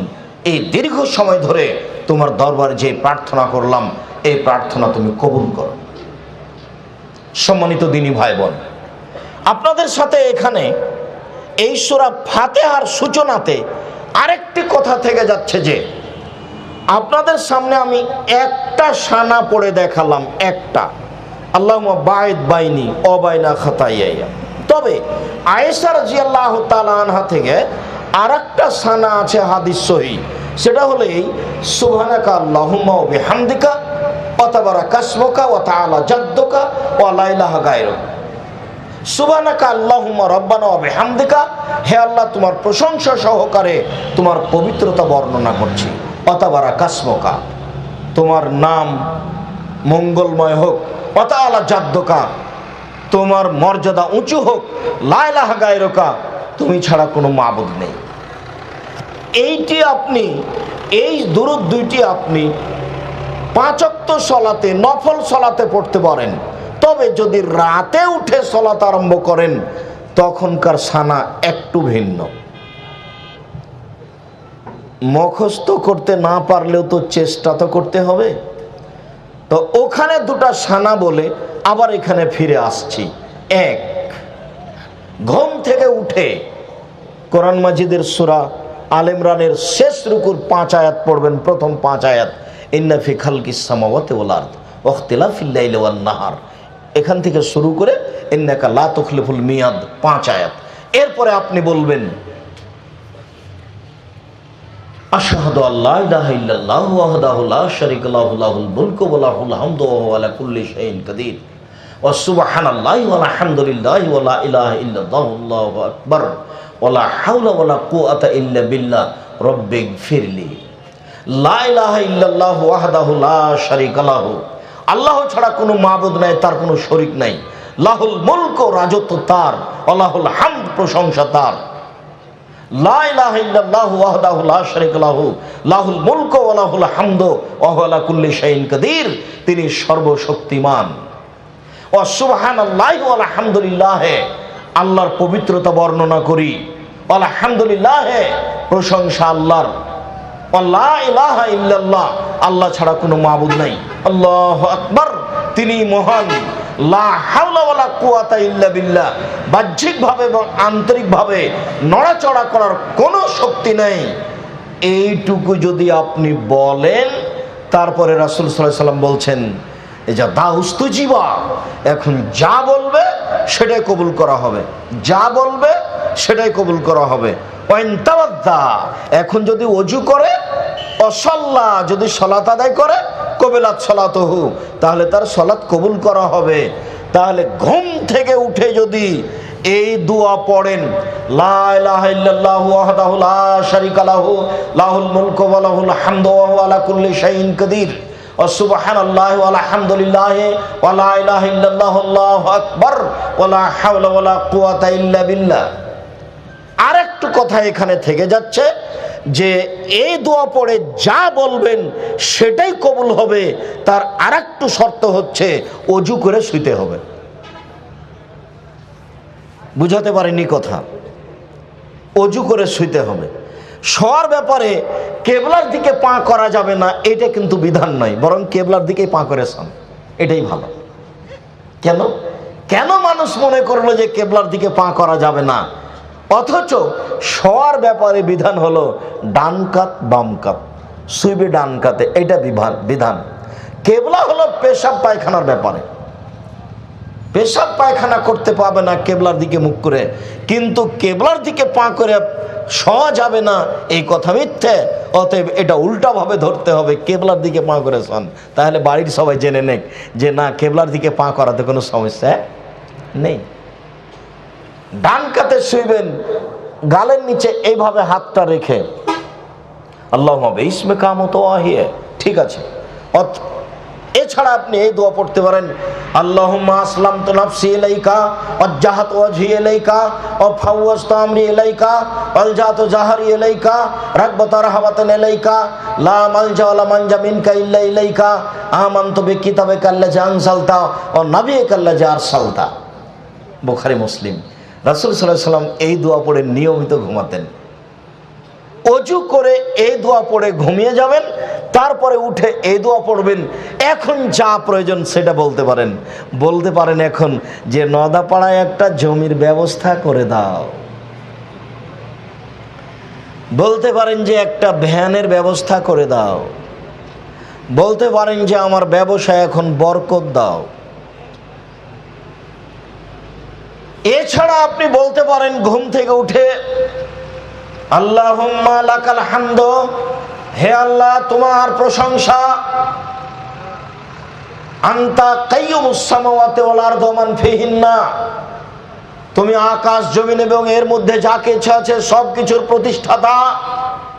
ওয়ালাকাল হামদু, আনতা নূরুস সামাওয়াতি ওয়াল আরদ, প্রশংসা তোমার, তুমি আকাশ জমিন এবং এর মধ্যে যা কিছু আছে তার আলো। ওয়ালাকাল হামদু, আনতা মালিকুস সামাওয়াতি ওয়াল আরদি ওয়া মান ফিহিন্না, তুমি আকাশ জমিন এবং এর মধ্যে যা কিছু আছে তার মালিক। ওয়ালাকাল হামদ, প্রশংসা তোমার, আনতাল হাক্ক, তুমি সত্য, ওয়াদাকাল হাক্ক, তোমার ওয়াদা সত্য, অলেকাওকা হাক্কুন, বিচারের মাঠে তোমার সাক্ষাৎ সত্য, অকাউলকা হাক্কুন, তোমার কথা সত্য, অল জান্নাত হাক্কুন, জান্নাত সত্য, অন্নার হাক্কুন, জাহান্নাম সত্য, অন্নাবিউন হাক্কুন, নবীগণ সত্য, মুহাম্মাদুন হাক্কুন, মুহাম্মদ সত্য, আল্লাহুম্মা লাকা আসলামতু, হে আল্লাহ আমি তোমার কাছে মাথা নত করলাম, অবেকা আমানতু, আমি তোমাকে মেনে নিলাম, ওয়া আলাইকা তাওয়াক্কালতু, আমি তোমার উপরে ভরসা করলাম, ওয়া ইলাইকা আনাবতু, আমি তোমার নিকটে ফিরে গেলাম, অবেকা খাসামতু, আমি তর্ক বিতর্ক কথাবার্তা সব তোমার কাছে করলাম, ওয়া ইলাইকা হাকামতু, আমার বিচার আমি তোমার কাছে পেশ করলাম। এত কিছু আমি তোমার কাছে করলাম, তুমি আমার একটা কথা শোনো, ফাগফিরলি, তুমি আমাকে ক্ষমা করো, মা কাদ্দামতু, যা আগে করেছি, ও মা আখারতু, যা পরে করেছি, ও মা আসরারতু, যা গোপনে করেছি, ও মা আলামতু, যা প্রকাশ্যে করেছি, ও মা আনতা আলামু বিহি মিন্নি, আমি তো জানি না, তুমি জানো আমি জীবনে কত পাপ করেছি, সব পাপ ক্ষমা করে দাও। আনতাল মুকাদ্দাম, তুমি আগে থেকে আছো, আনতাল মুআখির, তুমি চিরদিন থাকবে, লা ইলাহা ইল্লা আনতা, তুমি ছাড়া কোনো মাবুদ নেই, লা ইলাহা গায়রুকা, তুমি ছাড়া সত্য কোনো মাবুদ নেই। এই দোয়া পড়তে হবে তাহাজ্জুদ পড়তে উঠলে। ভারী লাগলো নাকি? কত কি মুখস্থ করে নিলেন, আর কত কি করলেন মিছিলে, আর কত কি বললেন, এটা ভারী লাগলো? জীবনের অনেক অংশ পার হয়ে গেছে, আজকে সিদ্ধান্ত পরিবর্তন করতে হবে। আজকে সিদ্ধান্ত পরিবর্তন করে এই নীতিতেই আসতে হবে, বিকল্প কোনো পথ নেই। বিসমিল্লাহির রহমানির রহিম, পরম দাতা দয়ালু, আরম্ভ করছি যে কোনো একটি সূরা। বিসমিল্লাহির রহমানির রহিম, কুল হুয়াল্লাহু আহাদ, হে নবী আপনি বলুন আল্লাহ একক, আল্লাহ সামাদ, তিনি নিরপেক্ষ মুখাপেক্ষীহীন, লাম ইয়ালিদ, তিনি কাউকে জন্ম দেননি, ওয়ালাম ইউলাদ, তিনি কারো থেকে জন্ম নেননি, ওয়ালাম ইয়াকুল লাহু কুফুয়ান আহাদ, তার সমকক্ষ কেউ নেই। এই বলে আল্লাহু আকবার, হাত ওই পর্যন্ত উঠিয়ে এবার যেতে হবে রুকুতে। রুকুতে যাওয়ার পূর্বে কয়েকটি জরুরি কথা।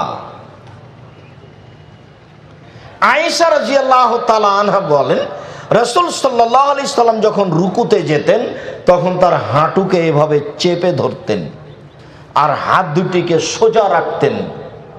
ওয়ালা ইসাব্বিবু রাসাহু, মাথা নিচু না করতেন না উঁচু করতেন, মাথা না নিচু করতেন না মাথা উঁচু করতেন, একবারে পিঠ সোজা করে রাখতেন। একাধিক সহিহ হাদিস, পিঠটা এভাবে বাঁকা করে রাখবেন না। রুকু সিজদা ভুল হলে কিন্তু সালাত কবুল হবে না। তিনটে জায়গায় ত্রুটি থাকলে সালাত কবুল হবে না। এক ওযু, দুই রুকু, তিন সিজদা। সালাত এমন একটি ইবাদত যার উপরে নির্ভর করে অন্যান্য ইবাদত। সালাত এমন একটি ইবাদত যার উপরে নির্ভর করে অন্যান্য ইবাদত। কোমর থেকে সামনের ওজন হাতের উপরে রেখে দিয়ে আপনি বলবেন সুবহান রাব্বিয়াল আযীম, উঁচু আল্লাহর পবিত্রতা বর্ণনা করছি। নইলে আপনি বলবেন সুবহানাকা আল্লাহুম্মা রাব্বানা ওয়া বিহামদিকা আল্লাহুম্মা ইগফিরলি, হে আল্লাহ তোমার প্রশংসা সহকারে পবিত্রতা বর্ণনা করছি, তুমি আমাকে ক্ষমা করো। নইলে আপনি বলবেন সুবহুন কুদ্দুসুন রব্বুল মালাইকাতুর রূহ, তুমি পাক, তুমি পবিত্র, তুমি ফেরেশতার প্রতিপালক, তুমি জিবরাইলের প্রতিপালক। নইলে আপনি বলবেন সুবহানাযিল জাবরুতি ওয়াল মালাকুতি ওয়াল কিবরি ওয়াল আজমাত। নইলে আপনি সুবহান রাব্বিয়াল আযীম বলতে থাকবেন, বলতে থাকবেন, বলতে থাকবেন। 3 বারের হাদিস ঠিক নয়, 10 বারের হাদিস ঠিক নয়, 5 বারের হাদিস ঠিক নয়, যে যা পারে। মনে থাকবে না মনে হয়? যে যা পারে বেশি বেশি বলার চেষ্টা করবেন। সাহাবী বলছেন আল্লাহর নবী রুকুতে থেকে গেলেন সূরা বাকারা পড়ার সমান। সূরা বাকারা 2.5 পারা, মানে হিসাব নিকাশের বাইরে চলে গেল। মানুষই তো করেন, আমি আর আপনি চেষ্টা করলে পারবো, চেষ্টাই করি না, সাহসই করি না, তাহলে কি হবে? এটাও তো একটা গুরুত্বপূর্ণ ইবাদত। রুকুতে এগুলি বলছি। এবার সামি আল্লাহু লিমান হামিদা, একবার সোজা হয়ে দাঁড়াবেন। আল্লাহ ওই লোকের প্রশংসা শুনলো যে তার প্রশংসা করলো। মিলাস সামাতে, আকাশ পরিমাণ প্রশংসা, মিলাল আরদ, জমিন পরিমাণ প্রশংসা, মিলামা বাইনাহুমা, আকাশ জমিনের মধ্যে যে ফাঁকা আছে এই পরিমাণ প্রশংসা, মিলামা শেতা মিন শাইন বাদো, এরপরে তুমি যত চাও তত তোমার প্রশংসা। এইগুলি বলে আপনি সিজদায় যাবেন। এই ছেলে এইগুলি বলে আপনি সিজদায় যাবেন। সিজদায় অনেক দোয়া, সুবহান রাব্বিয়াল আলা, এছাড়া দোয়ার বই থেকে অনেক দোয়া মুখস্থ করে নেবেন। অন্যথায় কোরআনের আয়াত ব্যতীত যত হাদিসের দোয়া মুখস্থ আছে সব বলবেন। যদি ঋণ কর্জ থাকে তাহলে বলবেন আল্লাহ মাকফি নিবে হালালে কান হারামেক অগ্নি নেবে ফাজলে কামান সেওয়াকা। আর যদি খুব পাপ ক্ষমা চাচ্ছেন তাহলে বলবেন আল্লাহ ইন্নাকা আফুবুন তুহিব্বুল আফওয়া ফাফু আন্নি, হে আল্লাহ তুমি ক্ষমাশীল, ক্ষমাকে ভালোবাসো, আমাকে ক্ষমা করো। আর যদি মনে করেন যে আমি কত কি চাচ্ছি ঠিক বলতে পারি না, অনেক কিছু চাই, বাড়ি ঘর জমি জায়গা চাই, তাহলে আপনি বলবেন আল্লাহুম্মা রাব্বানা আতিনা ফিদ দুনিয়া হাসানাতাও ওয়া ফিল আখিরাতি হাসানাতাও ওয়া কিনা আযাবান্নার। যখন আপনি এই আয়াতের সাথে আল্লাহুম্মা লাগিয়ে দিবেন তখন এটা আর কোরআন মাজিদের আয়াত থাকবে না। কোরআন মাজিদের আয়াত রুকু সিজদায় পড়া নিষেধ। কিন্তু যখন আপনি এইভাবে বলবেন আল্লাহুম্মা রাব্বানা আতিনা ফিদ দুনিয়া হাসানাতাও ওয়া ফিল আখিরাতি হাসানাতাও ওয়া কিনা আযাবান্নার, হে আল্লাহ তুমি আমাকে ইহকালে কল্যাণ দাও, পরকালে কল্যাণ দাও, তুমি আমাকে জাহান্নাম থেকে বাঁচাও, তখন এটা হাদিসের দোয়া হয়ে যাবে। আপনি সিজদায় এই দোয়া পড়তে পারেন। সিজদায় বেশি বেশি দোয়া কবুল হয়। রাসূল সাল্লাল্লাহু আলাইহি সাল্লাম বলেছেন সিজদা হচ্ছে দোয়া কবুলের জন্য উপযুক্ত জায়গা। রাসূল সাল্লাল্লাহু আলাইহি সাল্লাম বলেন উমিরতু নাসজুদ আলা সাবাতে আযম, আমাকে 7 হাড়ের উপরে সিজদা করতে বলা হয়েছে। নাক কপাল 1, 2 হাত 3, 2 হাঁটু 5, 2 পায়ের বৃদ্ধাঙ্গুল, এ হলো 7 হাড়ের উপরে সিজদা করতে বলা হয়েছে। নাক কপাল একবারে আগিয়ে রাখবেন যাতে করে আপনার এই শরীরটা লম্বা হয়, আর পাগুলি জমা করে রাখবেন, 2 পায়ের মাঝে ফাঁকা রাখবেন না, হাতগুলিকে কানের পাশে রাখবেন, নইলে কাঁধ সামনাসামনি রাখবেন, উঠিয়ে রাখবেন। রাসূল সাল্লাল্লাহু আলাইহি সাল্লাম বলেছেন কুকুর যেভাবে হাত মাটির উপরে বিছিয়ে দেয় তোমরা এইভাবে হাত মাটির উপরে বিছিয়ে দিও না, কোনোইকে উঁচু করে রাখো, নারী পুরুষ সবাই কোনোই উঁচু করে রাখবে। আপনি বলবেন সুবহান রাব্বিয়াল আলা, আরও অনেক দোয়া। এরপরে আপনি উঠে আসেন আল্লাহুম্মা গফিরলি ওয়ারহামনি ওয়াহদিনি ওয়াফিনি ওয়ারযুকনি, হে আল্লাহ তুমি আমাকে খেতে দাও, আমাকে রুজি দাও, আমাকে বরকত দাও, আমাকে বেকায়দায় ফেলো না। এরপরে আপনি আবার সিজদায় যাবেন, দোয়া পড়বেন, যত দোয়া আপনার মুখস্থ আছে কোরআন মাজিদের আয়াত ব্যতীত। এরপরে উঠে আসেন, এ হলো 1 রাকাত, এভাবে আর 1 রাকাত। এবার আপনি আত্তাহিয়াতের বৈঠকে বসেছেন, বাম হাতের আঙ্গুলগুলি জমা জমা করবেন, বাম পায়ের পাতার উপরে বসবেন, ডান হাত এই 2টি আঙ্গুল জমা করবেন, তৃতীয় আঙ্গুলের নখের উপরে বৃদ্ধাঙ্গুলের পেটটা রেখে হাঁটুর উপরে রেখে দিবেন। এই আঙ্গুলটা অবিরাম নড়বে, এই আঙ্গুলটা অবিরাম নড়বে। আত্তাহিয়াতু লিল্লাহি ওয়াস সালাওয়াতু ওয়াত তাইয়্যিবাতু, সমস্ত ইবাদত আল্লাহর জন্য। আসসালামু আলাইনা ওয়া আলা ইবাদিল্লাহিস সালিহিন, শান্তি আমাদের উপরে, শান্তি সকল ভালো মানুষের উপরে। আশহাদু আল্লা ইলাহা ইল্লাল্লাহু ওয়াহদাহু লা শারীকা লাহু ওয়া আশহাদু আন্না মুহাম্মাদান আবদুহু রাসূলুহু, আমি সাক্ষ্য দিচ্ছি আল্লাহ ছাড়া কোনো মাবুদ নাই, আমি সাক্ষ্য দিচ্ছি মুহাম্মদ সাল্লাল্লাহু আলাইহি সাল্লাম তার বান্দা এবং তার রাসূল। আল্লাহুম্মা সাল্লি আলা মুহাম্মাদ ওয়া আলা আলি মুহাম্মাদ কামা সাল্লাইতা আলা ইব্রাহিম ওয়া আলা আলি ইব্রাহিম ইন্নাকা হামিদুম মাজিদ, হে আল্লাহ তুমি মুহাম্মদ সাল্লাল্লাহু আলাইহি সাল্লাম ও তার বংশধরের প্রতি শান্তি অবতীর্ণ করো যেমনভাবে ইব্রাহিম আলাইহিস সালাম ও তার বংশধরের প্রতি শান্তি অবতীর্ণ করেছিলে। তুমি প্রশংসনীয়, তুমি জ্ঞানী। আল্লাহুম্মা বারিক আলা মুহাম্মাদ ওয়া আলা আলি মুহাম্মাদ কামা বারাকতা আলা ইব্রাহিম ওয়া আলা আলি ইব্রাহিম ইন্নাকা হামিদুম মাজিদ, হে আল্লাহ তুমি মুহাম্মদ সাল্লাল্লাহু আলাইহি সাল্লাম ও তার বংশধরের প্রতি বরকত নাজিল করো যেমনভাবে ইব্রাহিম আলাইহিস সালাম ও তার বংশধরের প্রতি বরকত নাজিল করেছিলে। তুমি প্রশংসনীয়, তুমি জ্ঞানী। আল্লাহুম্মা ইন্নী যালামতু নাফসি যুলমান কাসীরা, হে আল্লাহ জীবনে খুব পাপ করেছি, ফাগফিরলি তুমি আমাকে ক্ষমা করো।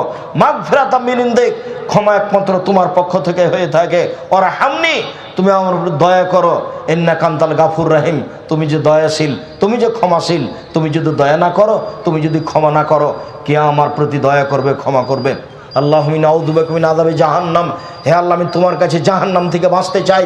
ওয়া আউযু বিকা মিন আযাবিল কবর, আমি তোমার কাছে কবরের শাস্তি থেকে বাঁচতে চাই। ওয়া আউযু বিকা মিন ফিতনাতিল মাসিহিদ দাজ্জাল, তোমার কাছে দাজ্জালের ফিতনা থেকে বাঁচতে চাই। ওয়া আউযু বিকা মিন ফিতনাতিল মাহি ওয়াল মামাত, তোমার কাছে বাঁচতে চাই ইহকালের বিপদ, তোমার কাছে বাঁচতে চাই বড় পরকালের বিপদ, তোমার কাছে বাঁচতে চাই ইহকালের বিপদ হতে, তোমার কাছে বাঁচতে চাই পরকালের বিপদ হতে।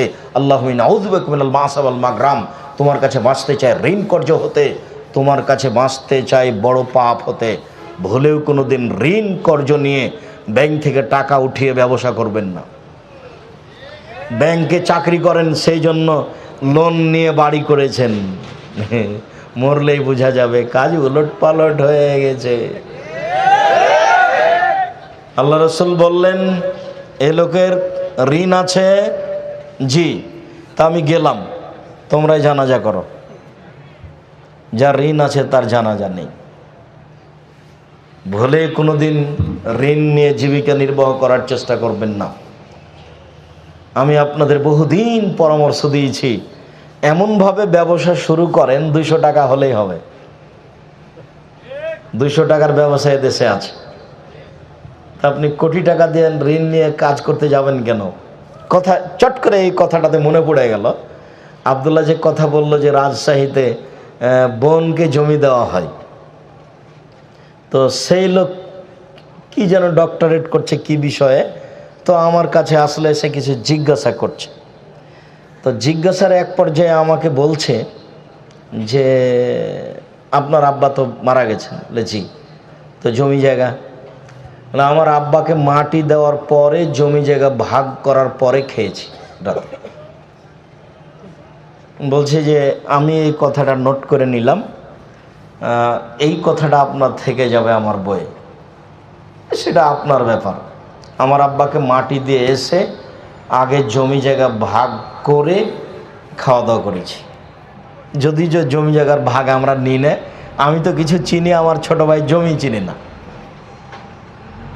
যেটুকু আমার আবার জমি, আমার বোনেরা ওদের স্বামীরাই জমি চাষ করে খায়, আমরা ওটা নিয়ে কোনোদিন খেয়াল করিনি, ওটা হিসাবও করি না, ওখানে কি হয় তা কোনোদিন জিজ্ঞাসাও করি না। তো আমি আপনাদের অনেক বলেছি অনেক সময় যে আপনার দাদা মারা গেছেন, তো আপনার বাপ জমি ভাগ পাবে সকালে আর আপনার ফুফু পাবে বিকালে, এরকম কি না? দুইজন একসাথে, দুইজন একসাথে, এটাই শরীয়ত। এবং এটাই ভাবতে হবে, কারো হক মেরে খেয়ে এই জীবিকা নির্বাহ করে কোনো সফলতা আসবে না। জীবিকা নির্বাহের উপরে খুব সতর্ক হয়ে যান। এইসব জীবিকা নির্বাহের প্রয়োজন নাই, যাতে অবৈধ উপার্জন আছে। মধ্যেখানে আর একটা জরুরি কথা থেকে গেল, জীবনে একটা কাজ কোনো সময় আপোষ করবেন না, সেটা হলো সলাৎ, নামাজ একটু পরে পড়বো, এই কথা জীবনে কোনো দিন বলবেন না। 2, হালাল রুজি জীবন বাজি রেখে হলেও করতে হবে। 3, কোরআন মাজিদ তেলাওয়াত করা। 4, দোকানপাটে বসে গল্প জমাবেন না। এই 4টা কথা মনে রাখবেন। আমি সলাতের শেষের দিকে আসছি, তবে আপনাকে আমি জরুরি অনুরোধ করে সলাতের সাথে সাথে এই 4টা কথা মনে রাখার জন্য অনুরোধ জানাচ্ছি। 1, 5 ওয়াক্ত সলাতের সাথে কোনো সময় আপোষ করবেন না, ছেলে মেয়ে বউ বেটি সবাই। 2, হালাল রুজি। 3, কোরআন তেলাওয়াত। 4, দোকানপাটে বসে গল্প। দোকান বসবেন, ওখানে টিভি চলছে, জীবনটা একেবারে ষোলো আনায় মিছে। আর ছেলে মেয়েকে এত মোবাইল ব্যবহার করতে দিবেন না, এগুলো সব বন্ধ করতে হবে।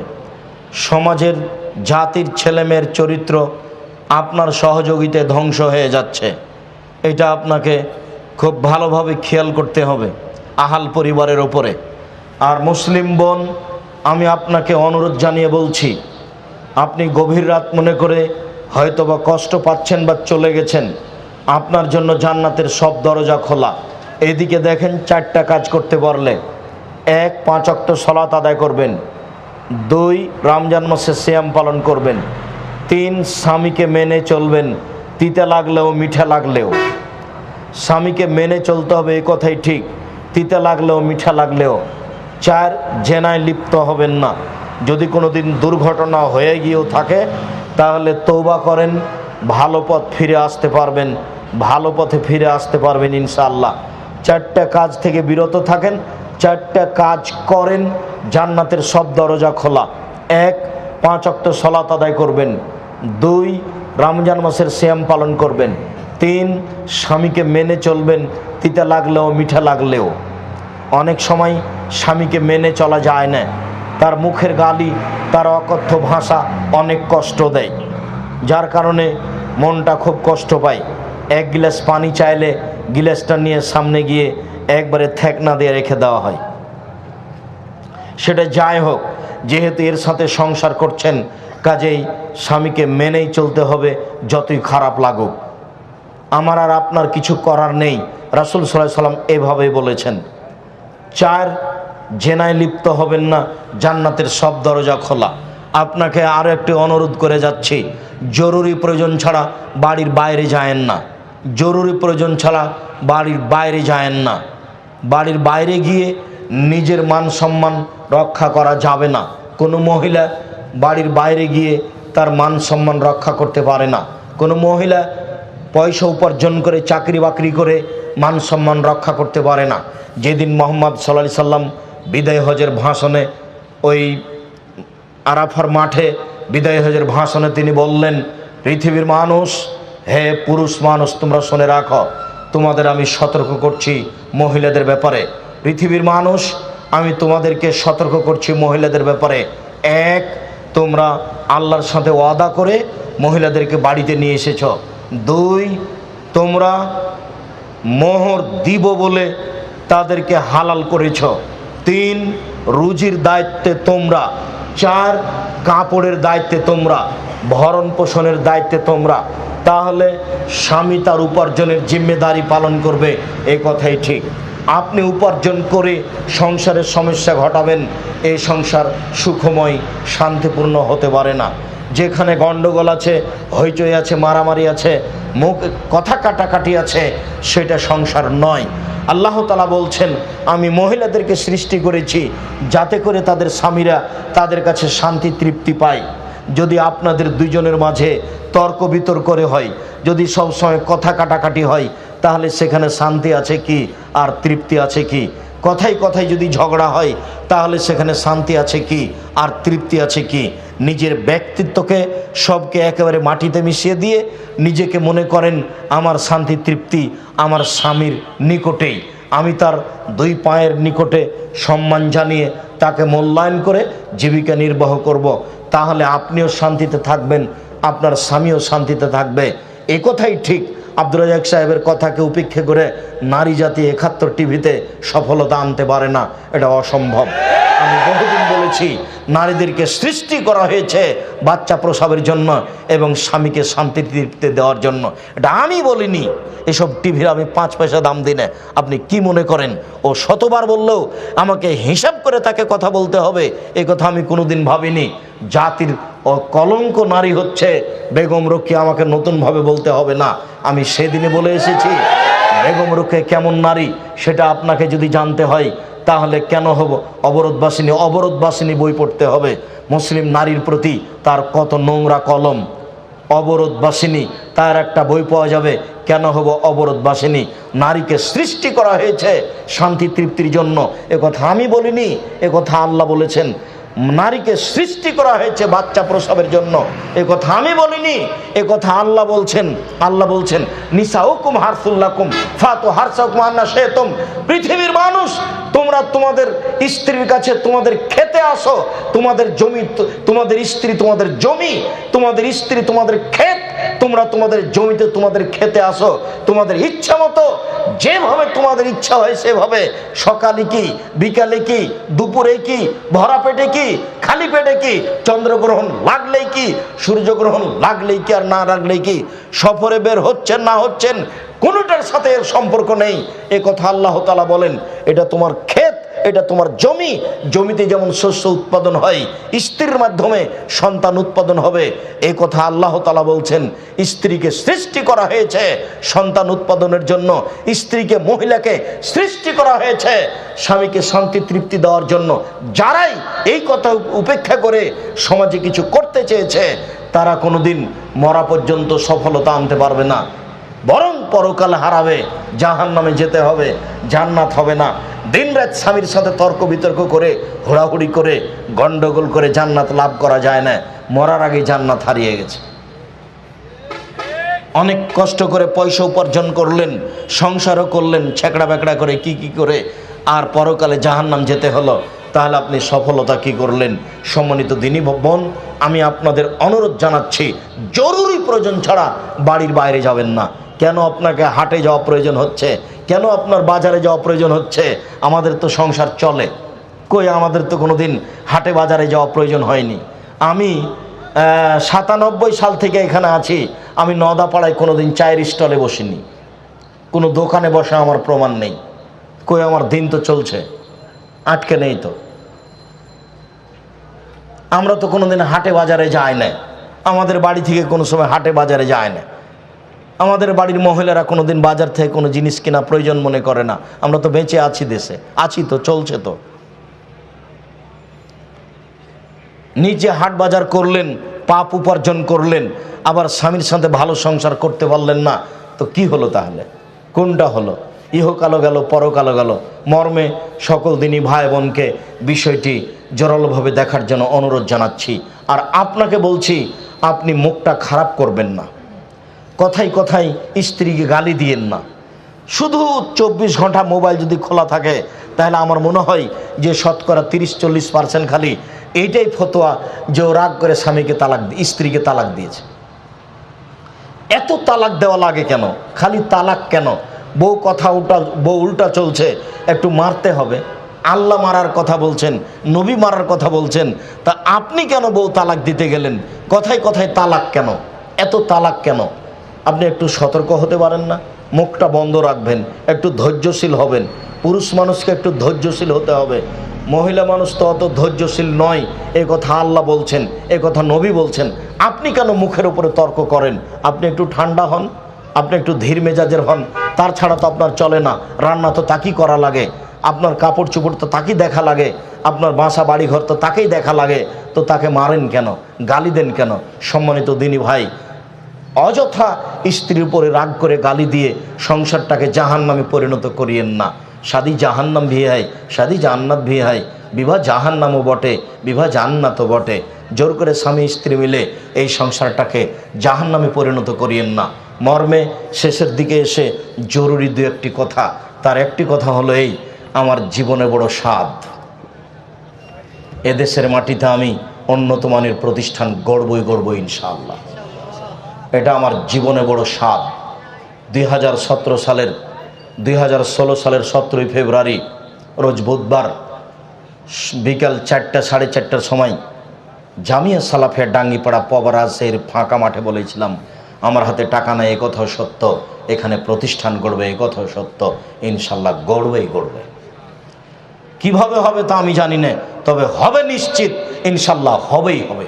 বিশাল প্রতিষ্ঠান, এদেশের সবচেয়ে বড় প্রতিষ্ঠান।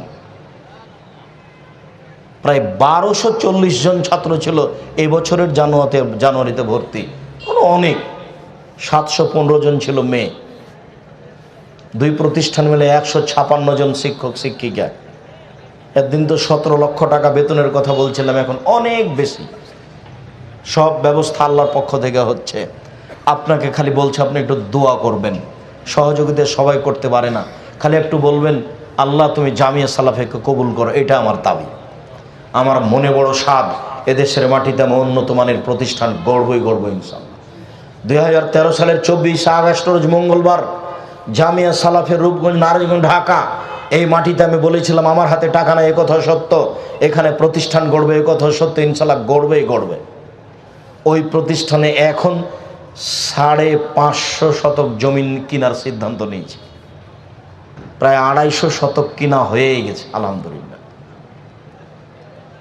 বিশাল ভূখণ্ডের উপরে এই প্রতিষ্ঠান গড়বে ইনশাআল্লাহ, প্রায় 25-30 বিঘা। আমি আপনাদের কাছে দুয়ার ভিখারি। ওপরে যদি একটু নড়চড় হয়ে যায় তাহলে কিছু করা যাবে না, আর উপর যদি ঠিক থাকে তাহলে এগুলো সব সহজ ঠিক। এই জন্য আমার দাবি আন্তরিকভাবে, আপনি আমার দিনী ভাই, আপনি আমার দিনী বোন, একটু জামিয়া সালাফিয়ার জন্য দোয়া করবেন। জামিয়া সালাফিয়ার সাথে আরও যত প্রতিষ্ঠান রয়েছে, অনলাইন আল ইতেশাম টিভি রয়েছে, জামিয়া সালাফিয়ার সাথে আপনার এই মাসিক আল ইতেশাম পত্রিকা রয়েছে। যাওয়ার সময়তে কেউ খালি যাবেন না।